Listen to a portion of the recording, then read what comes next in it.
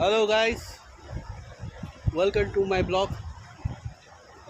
हामी आज खोलामा मस्ती गर्नु आइरहेछौँ।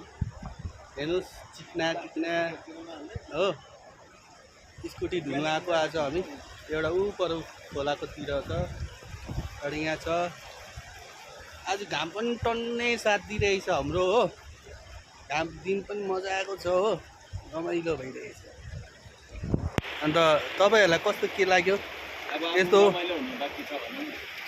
डिएम गर्नुहोस् होइन। अन्त आज हामी त बिहिबार मात्रै हो त्यस्तो बाहिरतिर निस्केर ब्लग बनाउनु। अब सानो हल्का फुल्का बियरहरू खाइ हुँदैछ हो। ल त हजुरहरूलाई सबैलाई ह्याप्पी थर्सडे भन्नु त्यही छ। यहाँ खोला दामी भइरहेछ हो, रमाइलो खोला। के भन्छ, रमाइलो खोला।